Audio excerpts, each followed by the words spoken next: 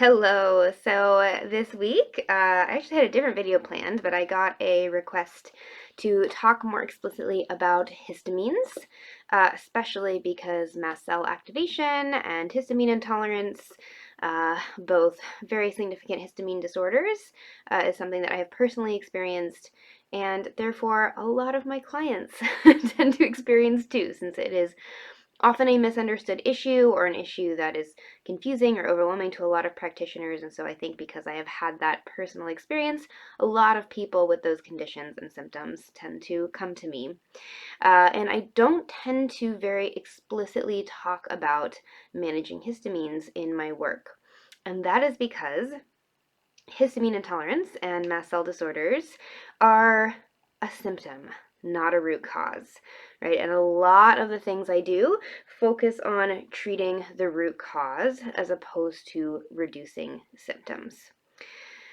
I get requests all the time.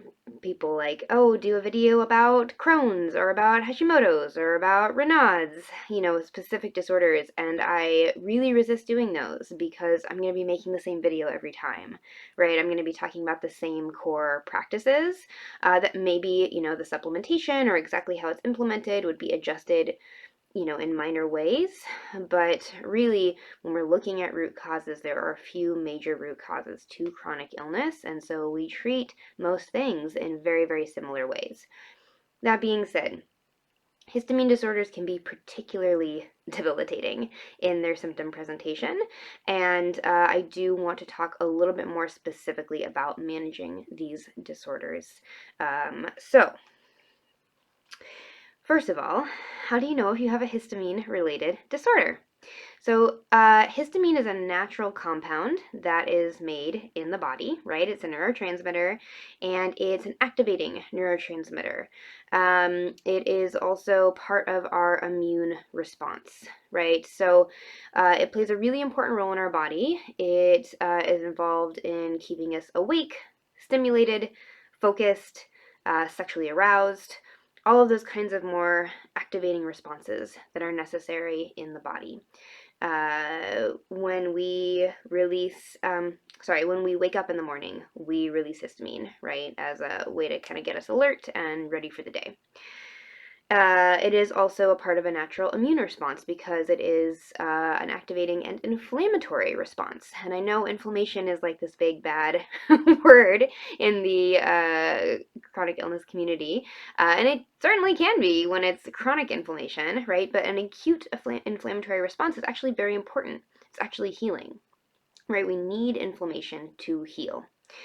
And histamine creates that inflammatory response. It's where the immune system goes in and creates inflammation so it can heal. And ideally, that's an acute response, and then it settles and you move on. Histamines are related to, those classic kind of immune allergic responses. Like when you have a cold, your histamines are going to be elevated. You're going to get all snotty and sneezy and just feel like inflamed and icky, right? And when you are having allergies, right? This is because your body is encountering something in your bloodstream that should not be in your bloodstream. And so it creates this inflammatory response to try to deal with that, right? So the classic like stuffy nose, itchy eyes, flushing, things like that. So when you have a histamine disorder, it means your histamines are chronically elevated, creating this chronic inflammation that causes much more debilitating symptoms than just these kind of short-lived acute responses that are actually very important in the body. So some things that people experience when they have histamine disorders is they experience all of the symptoms but more in a chronic way, right? Like every time they eat, they get a runny nose or a stuffy nose, or their cheeks get flushed, or they get hives, right? Their lips may get swollen, or they may experience, patches of red swollen areas on their skin. I used to wake that up like that every morning. My lips would be swollen. I would have these big, flushed, swollen patches of skin on my cheeks. I would get these huge, welty hives. Like they looked like massive mosquito bites, and they were quite painful. I used to get those all over my cheeks and my chin and my jaw. And the itching, the rashes, this is very common too. Some people with histamine disorders, they just every night they get itchy, and it interrupts their sleep.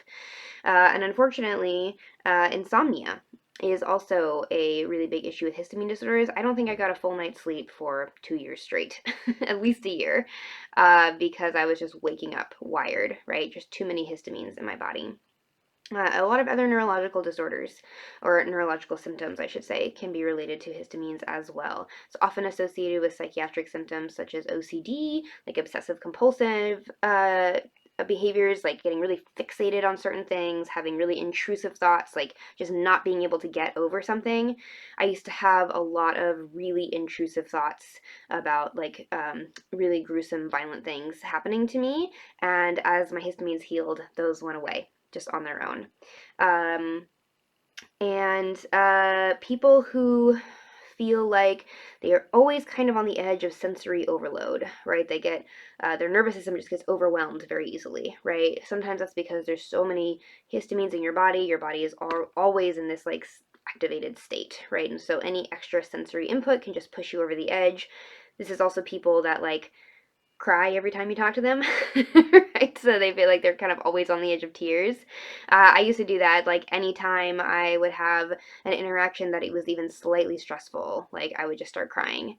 It does not help when you're trying to interface with the medical system because I still have hysteria on my medical chart as a diagnosis, even though I really had a histamine disorder, right? It just looked like I was just hysterical because the histamines were causing these neurological symptoms. This can also look like anorexia.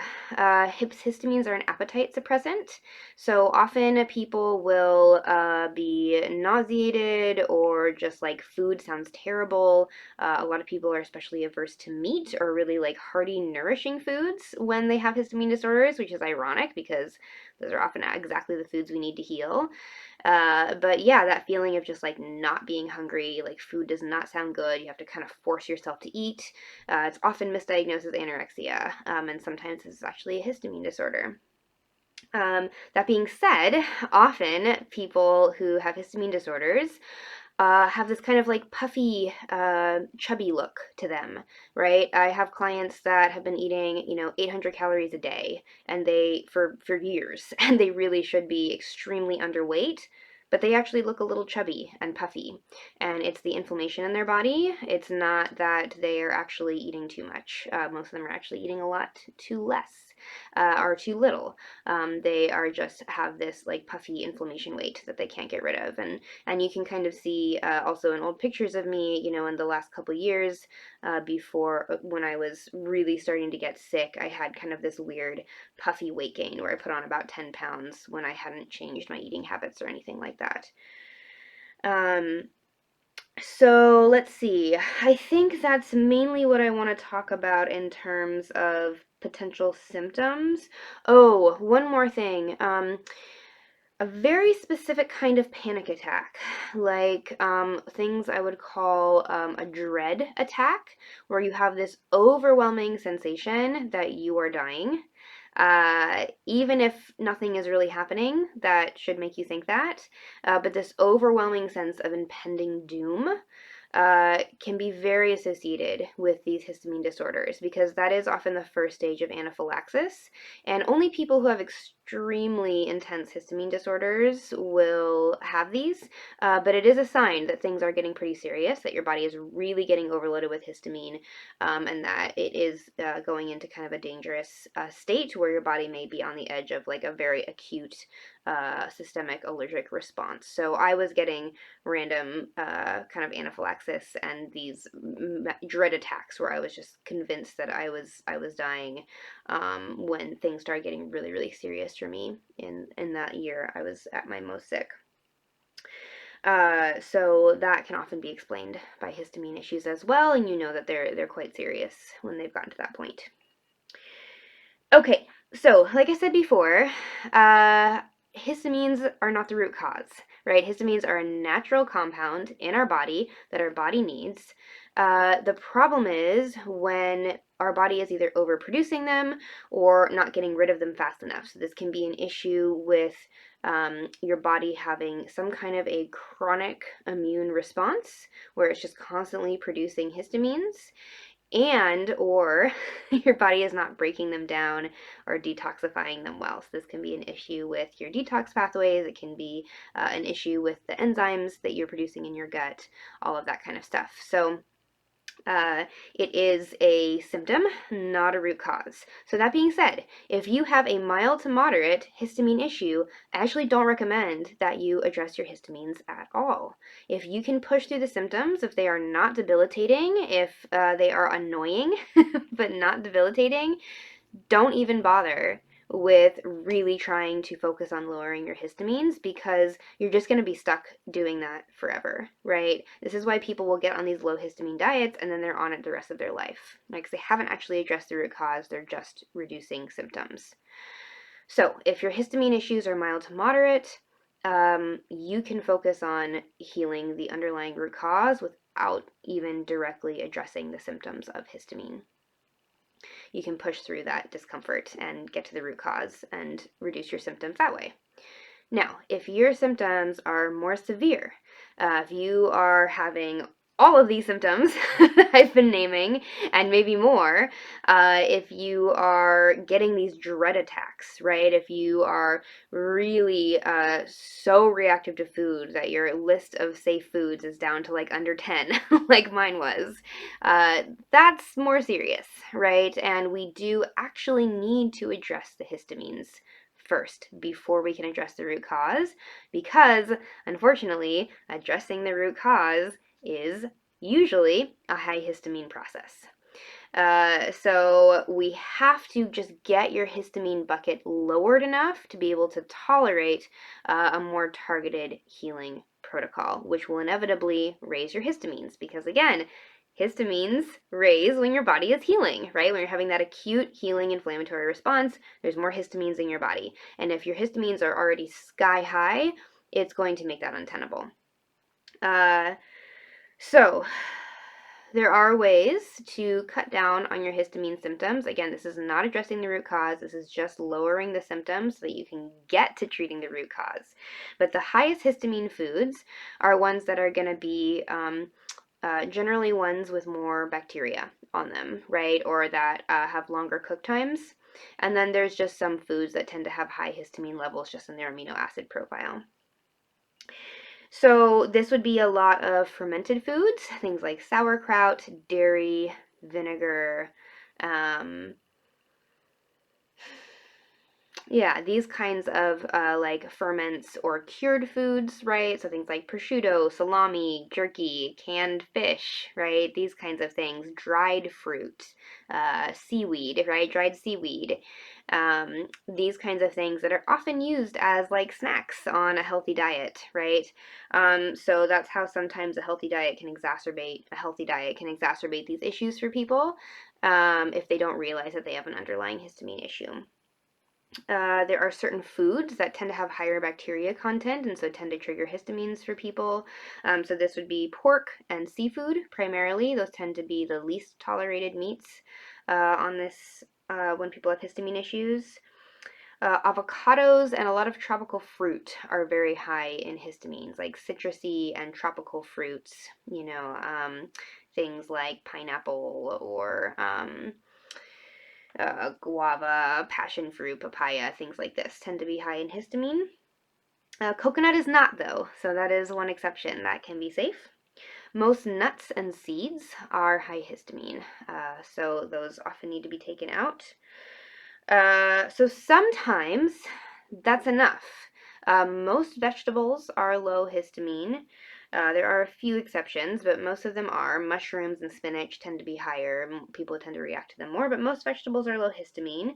Most whole grains are low histamine, and a lot of fresh meats. It's helpful to know when meats get delivered to the store. If meat has been sitting out on a counter for days, it's going to be higher histamine, but fresher meats are going to be lower histamine as well, especially things like beef and lamb and chicken. So sometimes that's enough. If people can structure their diet for a while around vegetables and whole grains and fresh meats, that can be enough to bring histamine levels down for a lot of people. Sometimes you can also add a lot of antihistamine foods. So a lot of the cruciferous vegetables have antihistamine properties. A lot of herbs have antihistamine properties, especially things like mint and ginger and thyme and parsley and cilantro. A lot of these kind of plants have low histamine or histamine lowering properties as long as you can tolerate them in the first place. You know, it just depends on your sensitivity. Um, but either adding those to your foods and stir fries or even juicing those. I used to make an antihistamine juice when I was really trying to lower my bucket and just take down my symptoms so I could function. And I would use celery as just a base, right? And then I would use a whole lot of fresh ginger, cilantro, parsley, and thyme, and fennel I would use too. Actually, fennel can be really good and cleansing for the liver and help you detox histamines. And so I would use that antihistamine juice 8 ounces twice a day for the first year of my healing in order to try to bring my levels down so I could function. So sometimes that is enough. Now, some people are so reactive. They're so reactive that they really can't tolerate any plants at all. And in that case, I do have clients who have pretty severe histamine symptoms go on a lion diet, which is the beef, salt, and water diet. It's very restrictive, it's very intensive, it's really just best used as a last resort, but it can be incredibly effective in healing. Even some mainstream mast cell doctors are using this because it can be so effective for the most severe cases. Now, there are some lifestyle things that can be helpful too. Heat tends to be very triggering for histamines, and so avoiding heat as much as possible, keeping the house as cool as you can, and taking cold showers or doing cold foot soaks can be really helpful in lowering your histamine levels. You also want to be very diligent about living a non-toxic lifestyle, right? Because anything that the body perceives as a toxin is going to raise those histamine levels. So anything with fragrance, any kind of conventional cleaning or hygiene items, these really need to be cut out. You have to be, I tell my clients, you're going to be a hippie for a while, right? Like you have to think about things that your great grandmother would have had access to clean, right? Like vinegar, salt, baking soda, things like that.